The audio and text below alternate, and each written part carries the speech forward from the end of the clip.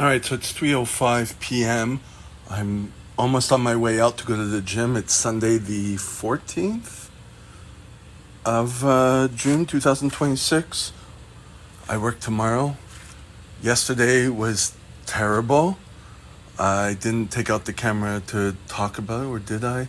I didn't want to use all the space on my phone because I haven't emptied the phone yet. But I've worked through it today actually because of Dr. K. Dr. K, thank you for your streaming that I've been watching and it's clicking. Those are my gym towels and those are my bath towels, which I don't really use, but I put one on my pillow. I've had them for a while now. These I'm gonna have to wean down a little bit because some of them are ruined or worn out, and I stole a lot. I found a lot at the gym early in the morning. This I just set up are my rag towels, not the ones that are in the kitchen, which I haven't dealt with yet, but the ones that were on that bench press, which there's no towels there anymore, except for a couple that's lying around there. But I got rid of that. I finally got the mindset I was thinking about yesterday. I did it today. I followed through. I'm happy. So, and I have the wash rags also on that top shelf. But that bag is just for rubbing stuff out. You know what I mean? Keep that in there on top of the dryer because it's very dusty up there. But I'm like, okay. So at least there's a temporary place for these things. Wasn't ideal, but I got rid of it. Yeah, so very happy about that. Also, in terms of the food problem, yesterday I don't know if I talked about it, but I bought a whole thing of ice cream sandwiches, 12 ice cream sandwiches, full size, and I ate them all.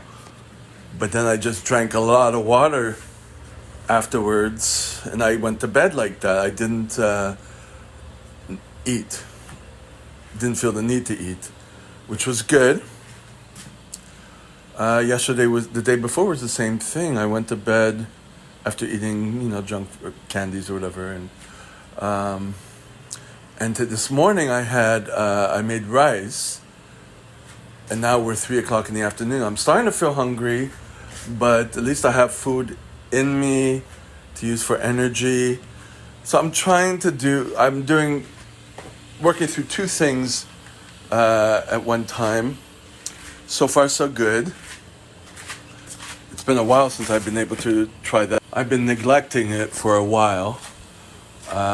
It was probably triggered also yesterday by the person I had that fetish sex date with, and it was not really good, I realized, and I stayed. That's the crap, because I didn't pay for the hotel.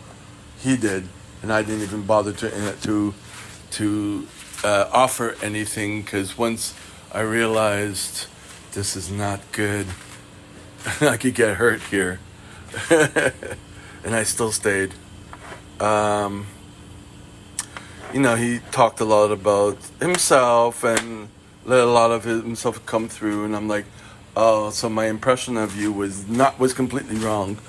I was under the impression that someone who didn't have a big Rolodex of people, like you could tell, who he's hooked up with, because that's the site that, who you've been with, and a lot of people will have like a whole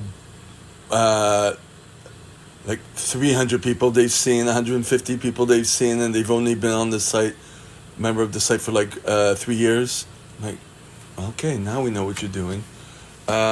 He didn't have that, and I was like, okay, that was a plus. And he looked good, yeah, despite the whole bisexuality or whatever.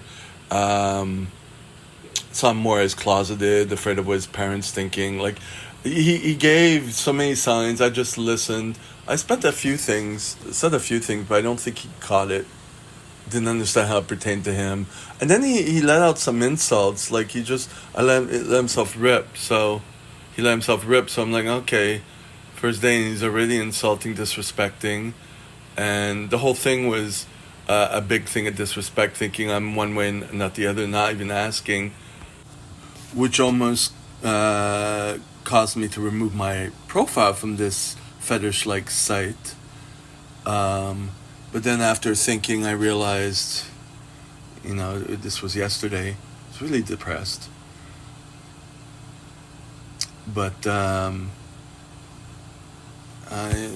still go through it. But just to process that that's not the type of person I want to go again with. You know what I mean? He might have liked it, but I didn't say anything. You know, I just kept, saying after, like, let's put a pause on it and stuff. And it was just not the situation. I let him have what he perceived as, but then he got no signs. He got no, and I wasn't going to put any boundaries because he paid for the place. So I just, like, kind of, I don't know what I did. It wasn't dissociation. I just kind of said, I need to rest or whatever. I was not. That's probably why I felt bad also, because I didn't put any boundaries. But I'm trying so hard to just kind of read the situation. We're definitely not a match, and apparently he's not a match with a lot of people, which is why he doesn't do this often. He didn't have to say that. It was kind of like obvious that people are not telling him either. They're thinking people are not telling him, don't want to be with him because of the whole bisexual thing, because gays don't like people who are bisexual. But I think it's just, you are, once you start talking, it's like, yeah, and terrible. At least I'm happy that I feel better now. Listening to Dr. K really helped me. It was exactly what I needed to hear, and it was my personality profile to a T, which also allowed me to think of, my appointment with the nurse, and the former appointments of the psychologist, realizing those weren't the moves. At least with the psychologist, it was the beginning of the move, but with the nurse, it's not the move at all. And she knows she's not supposed to be doing all that therapy type stuff, so she caught herself. But I'm like, why am I going there? Yeah,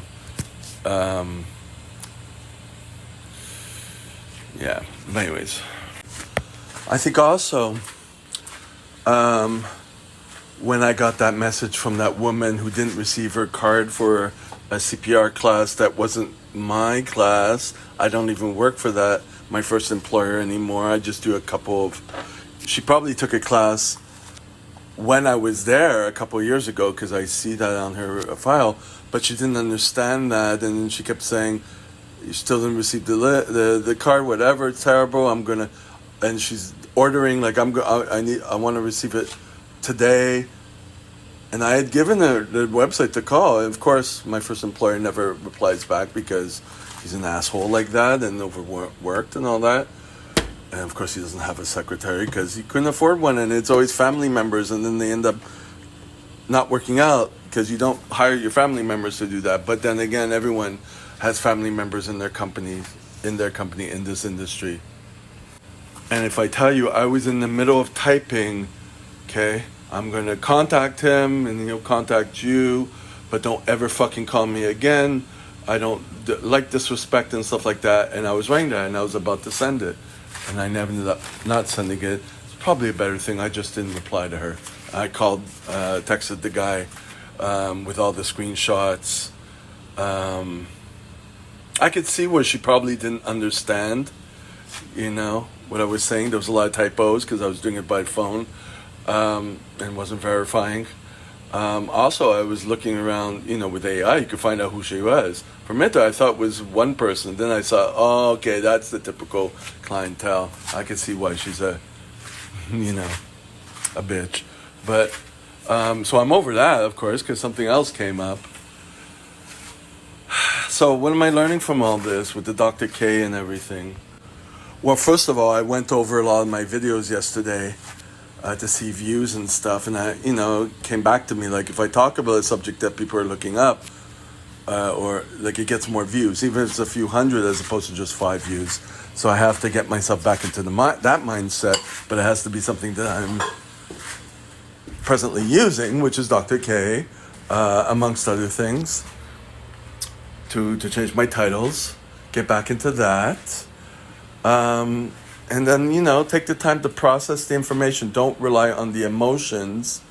Process it. Use my frontal brain to see what's going on. Give it time. And, yeah, that's important. That's what I learned.